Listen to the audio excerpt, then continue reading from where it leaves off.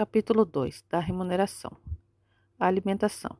Artigo 457. Compreende-se na remuneração do empregado, para todos os efeitos legais, além do salário devido e pago diretamente pelo empregador, como contraprestação do serviço, as gorjetas que receber.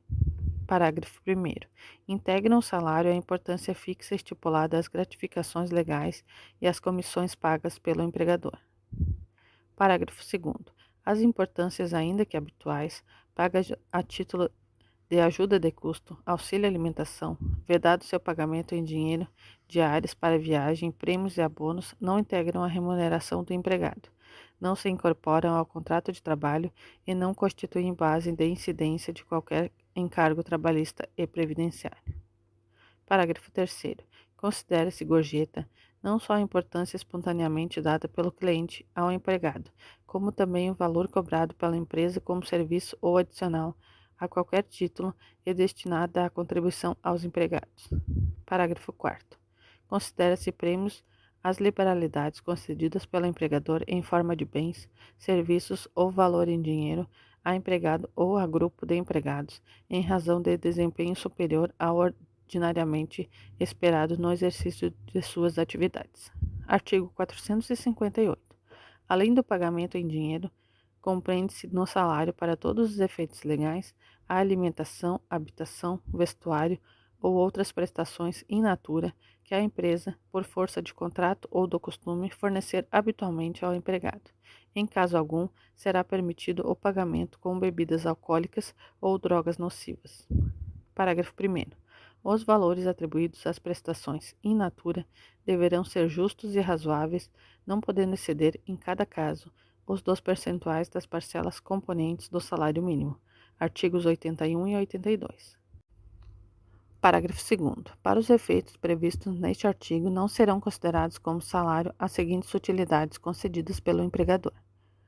Inciso 1º. Vestuário, equipamentos e outros acessórios fornecidos aos empregados e utilizados no local de trabalho para a prestação do serviço.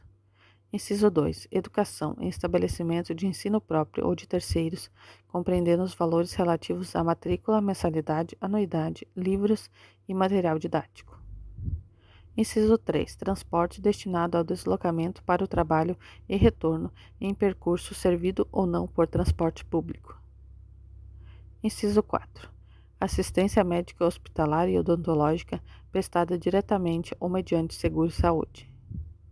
Inciso 5. Seguros de vida e de acidentes pessoais. Inciso 6. Previdência privada. Inciso 7. Vetado. Inciso 8. O valor correspondente ao Vale Cultura. Parágrafo 3º. A habitação e a alimentação fornecidos como salário-utilidade deverão atender aos fins a que se destinam e não poderão exceder, respectivamente, a 25% e 20% do salário contratual. Parágrafo 4º. Tratando-se de habitação coletiva, o valor do salário-utilidade a ela correspondente será obtido mediante a divisão do justo valor da habitação pelo número de cohabitantes, vedada, em qualquer hipótese, a utilização da mesma unidade residencial por mais de uma família. Parágrafo 5º. O valor relativo à assistência prestada por serviço médico ou odontológico, próprio ou não, inclusive o reembolso de despesas com medicamentos, óculos, aparelhos ortopédicos, próteses, órteses, despesas médico-hospitalares e outras similares, mesmo quando concedido em diferentes modalidades de planos e coberturas, não integram o salário do empregado, para qualquer efeito, nem o salário de contribuição, para os efeitos do previsto na linha G do parágrafo 9º do artigo 28 da Lei nº 8.212, de 24 de julho de 1991. Artigo 459. O pagamento do salário, qualquer que seja a modalidade do trabalho, não deve ser estipulado por período superior a um mês, salvo no que concerne a comissões, percentagens e gratificações. Parágrafo 1º. Quando o pagamento houver sido estipulado por mês, deverá ser efetuado o mais tardar até o 5º dia útil do mês subsequente ao vencido. Artigo 460.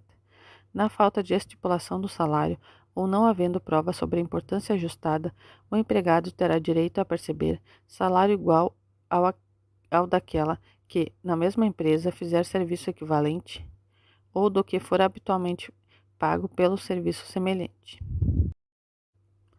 Artigo 460. Na falta de estipulação do salário ou não havendo prova sobre a importância ajustada, o empregado terá direito a perceber salário igual ao daquela que, na mesma empresa, fizer serviço equivalente ou do que for habitualmente pago para serviço semelhante. Artigo 461. Sendo idêntica a função, a todo trabalho de igual valor prestado ao mesmo empregador, no mesmo estabelecimento empresarial, corresponderá igual salário, sem distinção de sexo, etnia, nacionalidade ou idade. Parágrafo 1º.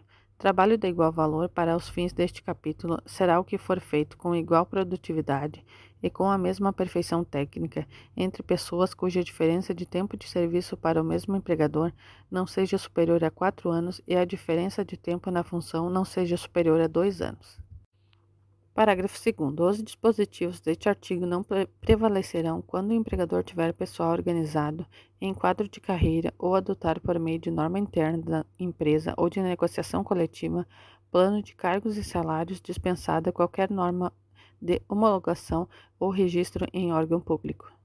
Parágrafo 3º.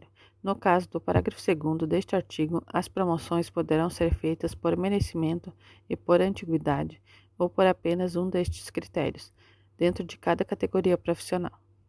Parágrafo 4º. O trabalhador readaptado em nova função, por motivo de deficiência física ou mental atestada pelo órgão competente da Previdência Social, não servirá de paradigma para fins de equiparação salarial. Parágrafo 5º. A equiparação salarial só será possível entre empregados contemporâneos no cargo ou na função, ficando vedada a indicação de paradigmas remotos, ainda que o paradigma contemporâneo tenha obtido a vantagem em ação judicial própria. Parágrafo 6º. Na hipótese de discriminação por motivo de sexo, raça, etnia, origem ou idade, o pagamento das diferenças salariais devidas ao empregado discriminado não afasta seu direito de ação de indenização por danos morais, consideradas as especificidades do caso concreto. Parágrafo 7º. Sem prejuízo do disposto no parágrafo 6º, no caso de infração ao previsto neste artigo, a multa de que trata o artigo 510 desta consolidação corresponderá a 10 vezes o valor do salário devido pelo empregador ao empregado discriminado, elevado ao dobro no caso de reincidência, sem prejuízo das demais cominações legais. Artigo 462. Ao empregador é vedado efetuar qualquer desconto nos salários do empregado, salvo quando este resultar de adiantamentos de dispositivos de lei ou de contrato coletivo. Parágrafo 1º. Em caso de dano causado pelo empregado, o desconto será lícito, desde que esta possibilidade tenha sido acordada ou na ocorrência de dolo do empregado. Parágrafo 2º. É vedado à empresa que mantiver armazém para a venda de mercadorias aos empregados ou serviços estimados a proporcionar-lhes prestações in natura, exercer qualquer coação ou induzimento no sentido de que os empregados se utilizem do armazém ou dos serviços. Parágrafo 3º. Sempre que não for possível o acesso dos empregados a armazéns ou serviços não mantidos pela empresa, é lícito a autoridade competente determinar a adoção de medidas adequadas visando a que as mercadorias sejam vendidas e os serviços prestados a preços razoáveis, sem intuito de lucro e sempre em benefício dos empregados. Parágrafo 4º. Observado o disposto neste capítulo, é vedado às empresas liminar, por qualquer forma, a liberdade dos empregados de dispor do seu salário. Artigo 463. A prestação em espécie do salário será paga em moeda corrente do país. Parágrafo único. O pagamento do salário realizado com inobservância deste artigo considera-se como não feito. Artigo 464. O pagamento do salário deverá ser efetuado contra recibo assinado pelo empregado, em se tratando de analfabeto, mediante sua impressão digital ou, não sendo esta possível, a seu rogo. Parágrafo único.